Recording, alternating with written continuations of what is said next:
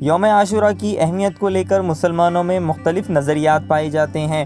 کچھ تو اسے ہر نبی کے کسی مقدس دن سے جوڑ دیتے ہیں، تو کوئی اسے واقعہ کربلا سے جوڑ دیتا ہے۔ کچھ ایسے بھی لوگ ہیں جو اس دن میں ہونے والی رسومات اور عقائد پر موجود احادیث اور واقعات کی سند کو لے کر بحث و مباحثوں میں الجھ جاتے ہیں۔ لیکن اسلام اس بارے میں کیا کہتا ہے؟ اس کی اہمیت اور ضرورت کیا ہے؟ مسلمانوں کے علاوہ دیگر اقوام میں اس کا وجود کیا ہے؟ یہ سب ایسے سوال ہیں جس پر گفتگو اکثر نہیں کی جاتی ہے۔ جیسے ہی محرم کا مہینہ شروع ہوتا ہے، صرف واقعہ کربلا کی گونج ہر طرف بکھر جاتی ہے۔ کوئی بھی یوم عاشورہ کی اصل حقیقت پر بات نہیں کرتا ہے۔ اہل تشیع میں واقعہ کربلا کا ماتم شروع ہو جاتا ہے تو غیر اہل تشیع میں روزے اور عبادات کا کام شروع ہو جاتا ہے۔ یوم عاشورہ کے معنی ہیں 10واں دن۔ محرم کا 10واں دن مسلمانوں میں یوم عاشورہ کے طور پر پہچانا جاتا ہے۔ یہودیوں میں اسے یوم کپور یا یوم کفور کے طور پر منایا جاتا ہے۔ اس کے معنی ہے کفارے کا دن یا مغفرت کا دن۔ یہودیوں کی مقدس کتاب میں اس کا تذکرہ اس طرح ملتا ہے: خداوند نے موسیٰ سے کہا، دھیان رکھو کہ 7ویں مہینے کے 10ویں دن کفارے کا دن ہے، تمہارے لیے ایک مقدس اجتماع ہے۔ اس دن تمہیں خاکسار ہونا چاہیے اور خداوند کو تحفہ پیش کرنا چاہیے۔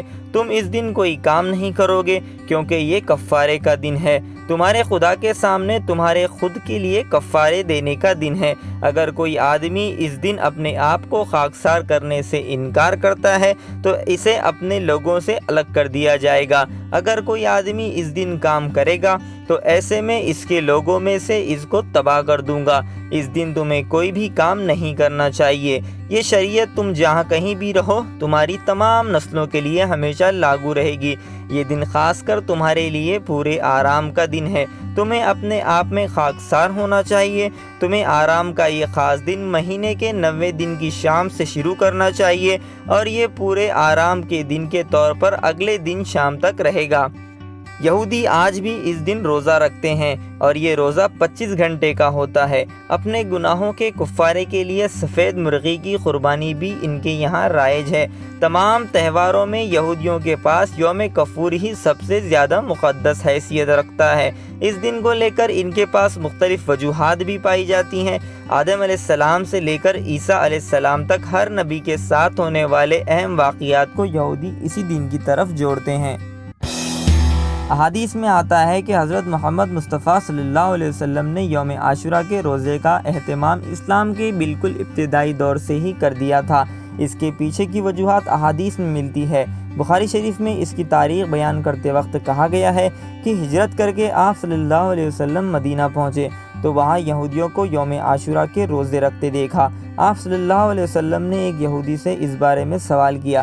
یہودیوں نے آپ صلی اللہ علیہ وسلم کو جو بتایا بخاری شریف میں وہ اس طرح لکھا ہے: جب رسول اللہ صلی اللہ علیہ وسلم مدینہ تشریف لائے تو یہودی عاشورے کا روزہ رکھتے تھے۔ نبی کریم صلی اللہ علیہ وسلم نے ان سے اس کے متعلق پوچھا تو انہوں نے بتایا کہ اس دن موسیٰ علیہ السلام نے فرعون پر غلبہ پایا تھا۔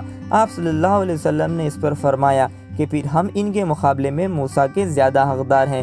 مسلمانوں، تم لوگ بھی اس دن روزہ رکھو۔ پھر آپ صلی اللہ علیہ وسلم نے یہود کی مشابہت سے بچنے کے لیے اس کے ساتھ ایک روزہ اور ملانے کا حکم صادر فرمایا۔ ایسا نہیں ہے کہ آپ صلی اللہ علیہ وسلم کو اس دن کی معلومات نہیں تھی، بلکہ یہودیوں سے پوچھنے کا مطلب انہیں اس معاملے میں نہ صرف درست کرنا تھا بلکہ ان کی اصلاح بھی کرنی تھی۔ آپ صلی اللہ علیہ وسلم نے یہودیوں سے پوچھنے کے بعد عاشورہ کے روزے رکھے ہوں، ایسا بھی نہیں ہے، بلکہ ہجرت سے پہلے بھی آپ صلی اللہ علیہ وسلم نے عاشورہ کے روزے رکھے اور صحابہ کو بھی اس کا حکم دیا تھا۔ یہودیوں کے زیر اثر مکہ کے مشرکین میں بھی یوم عاشورہ کے روزے رکھنے کی روایت پائی جاتی تھی۔ اس روایت کو نبوت ملنے کے بعد بھی اللہ کے رسول صلی اللہ علیہ وسلم نے جاری رکھا۔ بخاری میں اس پر بھی بیان ہوا ہے۔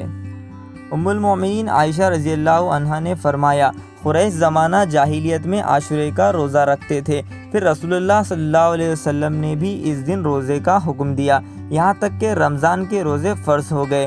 پھر رسول اللہ صلی اللہ علیہ وسلم نے فرمایا کہ جس کا جی چاہے یوم عاشورہ کا روزہ رکھے اور جس کا جی چاہے نہ رکھے۔ ان احادیث سے یہ تو ثابت ہو ہی جاتا ہے کہ آپ صلی اللہ علیہ وسلم نے یہودیوں سے پوچھنے کے بعد عاشورہ کے روزے نہیں رکھے، بلکہ آپ صلی اللہ علیہ وسلم کو اس کی اہمیت ابتدا سے ہی تھی، لیکن دعوت والی حکمت کے تحت آپ صلی اللہ علیہ وسلم نے یہودیوں سے سوال کیا اور انہیں یہ جتانے کی کوشش کی کہ حضرت موسیٰ علیہ السلام اللہ کے نبی تھے، اس لیے ان کے احکامات پر عمل کرنا ہمارے لیے زیادہ اہم ہے۔ تم اگر احکامات کو ماننے والے ہوتے تو دائرہ اسلام میں داخل ہو چکے ہوتے۔ خاص بات یہ ہے کہ یہودیوں کی طرح اسلام میں بھی یوم عاشورہ کے روزوں کی اہمیت مغفرت اور کفارے کے طور پر ہی بتائی گئی ہے۔ پیارے نبی حضرت محمد مصطفیٰ صلی اللہ علیہ وسلم نے بھی یوم عاشورہ کو کفارے کا دن ہی قرار دیا، چنانچہ مسلم شریف میں اس پر یوں بیان کیا گیا ہے، آپ صلی اللہ علیہ وسلم سے عاشورے کے دن کے روزے کے بارے میں پوچھا گیا، آپ صلی اللہ علیہ وسلم نے فرمایا وہ گزشتہ سال کے گناہوں کا کفارہ بن جاتا ہے۔ اس حدیث سے یہ بات واضح ہو جاتی ہے کہ اس کی اہمیت مغفرت یا کفارے سے منسلک ہے۔ اگر کوئی اپنی مغفرت کروانا چاہتا ہے یا اپنے سال بھر کے گناہوں کا کفارہ ادا کرنا چاہتا ہو تو اس کے لیے یوم عاشورہ سے زیادہ مناسب دن کوئی نہیں۔ احادیث کے مطابق یہودی مدینہ میں یوم عاشورہ مناتے تھے اور مسلمان بھی اسی تاریخ کو یوم عاشورہ کا روزہ رکھتے، دونوں کی تاریخ یکساں تھی، یہودی ایک روزہ رکھتے اور مسلمان 2 دن روزہ رکھتے، لیکن آج ایسا کیوں نہیں ہوتا؟ یہودیوں کے پاس ماہ محرم میں اس طرح کی کوئی سرگرمی دکھائی نہیں دیتی ہے، پھر مسلمانوں اور یہودیوں میں ان 14 صدیوں میں ایسا کیا ہوا کہ دونوں کی تاریخ میں بڑا فرق پیدا ہو گیا؟ یہودی کیلنڈر کے تحت 7ویں مہینے کی 10 تاریخ کو یوم کفور آتا ہے اور اسی دن یہودی اس کا اہتمام بھی کرتے ہیں، جبکہ قمری کیلنڈر میں محرم کا مہینہ سال کا پہلا مہینہ ہوتا ہے۔ اتنا بڑا فرق کب اور کیسے پیدا ہو گیا، یہ تحقیق کا موضوع ہے، لیکن مجھے لگتا ہے کہ شمسی اور قمری کیلنڈر میں ہونے والے تفاوت کی طرح یہودی اور اسلامی کیلنڈر میں بھی فرق پیدا ہو گیا ہے۔